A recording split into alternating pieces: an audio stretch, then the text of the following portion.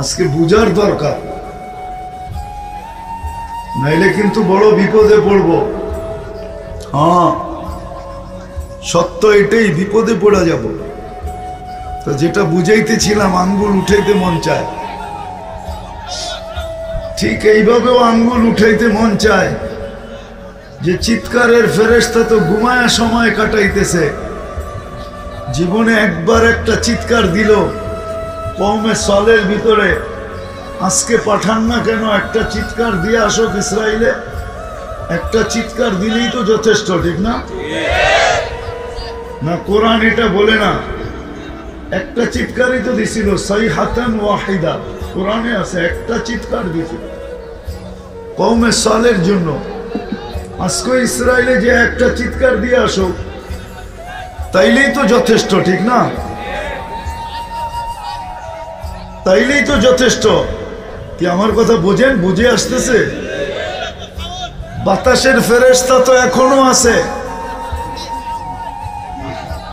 বাতাসের ফেরেশতা তো এখনো আছে না? নাই বাতাসের ফেরেশতা? হ্যাঁ, সে তো অলস সময় কাটাইতেছে, জীবনে তো একবার ব্যবহার করলেন শুধু কওমে আদের জন্য, আজকে ব্যবহার করলে অসুবিধা কি? কওমে আদ তো আমাদের চেয়ে উত্তম না, ওদের মাথায় তো মুকুট নাই, আমাদের মাথায় তো মুকুট আছে, কুনতুম খায়রা উম্মাহ। আজকে কেন ইসরায়েলে পাঠান না? সব কথার যেন আল্লাহ একটাই জবাব দেয় যে আমি পাঠাবো তো পাঠাবো, তোমরা আমার ইজ্জত রাখলা কতটুকু যে আমি পাঠাবো? আজকে আমরা নবীর ইজ্জত কতটুকু রাখলাম? আল্লাহটা নাইলে বাদই দিলাম, আল্লাহটা বাদ দিলাম, আল্লাহ মনে হয় নিজেরটা বাদ দিয়ে দিছেন। আল্লাহটা বাদ দেওয়ার একটা কারণ বলতেছি, কেন আল্লাহকে তো চোখে দেখা যায় না, তার কথা কানে শোনা যায় না, আল্লাহকে ধ্যান ধারণায় আনা যায় না, আল্লাহকে বর্ণনা দিয়ে শেষ করা যায় না।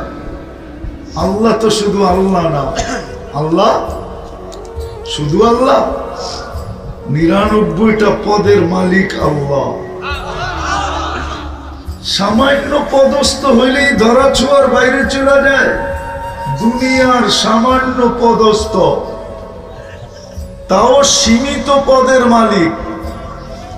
এক থানারটা আরেক থানায় যে কিছু গঠনের ক্ষমতা রাখে না, অনুমতি না নেওয়া ছাড়া। পারে নাকি? হ্যাঁ, আল্লাহ তো ৯৯ পদের মালিক। কবির কথাই তো সত্য, আমি জমিনে তুমি আকাশে, এত দূরের থেকে আপনারে ধরবো তো ধরবো কি করে? তো আল্লাহ যেন নিজেরটা বাদ দিয়ে দিছেন, নিজেরটাকে সরায় দিছেন, বলছে আমার লাজ রাখার দরকার নাই, আমার বন্ধুর ইজ্জত রাখলেই চলবে, আমার বন্ধুরটা রাখো।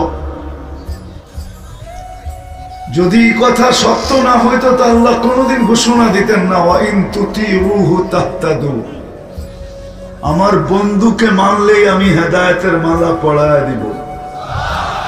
কিন্তু এটাও কোরআনে বলে দিছেন, ইন্নাকা লা তাহদি মান আহবাবতা, আপনি চাইলেই কাউকে হেদায়েতের মালা পড়াইতে পারবেন না। হেদায়েতের মালা আমাদের কাছে, আমরা যাকে যাকে চাবো তাকে পড়াবো, আপনি চাইলেই পড়াইতে পারবেন না।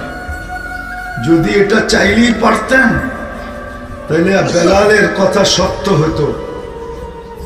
হাসতে হাসতে বলতেছিলেন না যে হেদায়েত যদি আপনার হাতে হইতো ইয়া রাসূল আল্লাহ, তাইলে আমি বেলালের সিরিয়াল মনে হয় জীবনে আসতো না।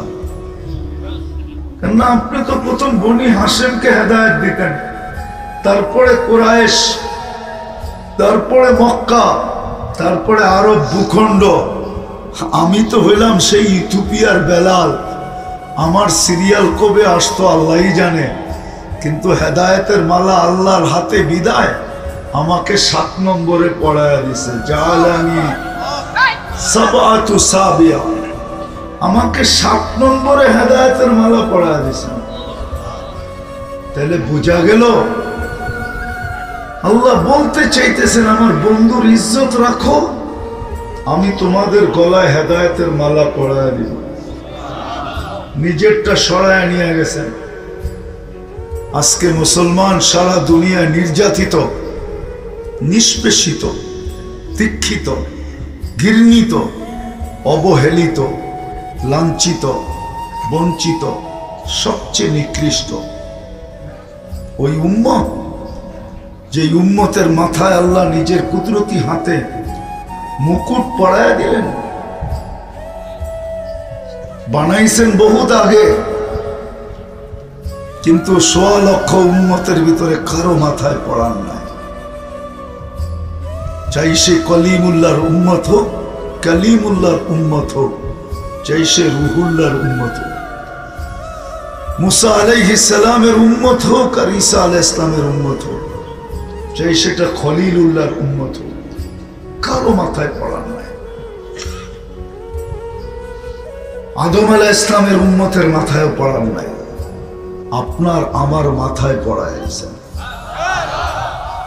আমি এটাই আপনাদেরকে বুঝাবো যে আজকে রং নাই আমাদের কাছে। রং যদি উম্মতে মুহাম্মদীর রং আমাদের মাথায় থাক, আমাদের গায়ে থাকতো, তাহলে কোনদিন এই উম্মত এত নির্যাতিত হতো না।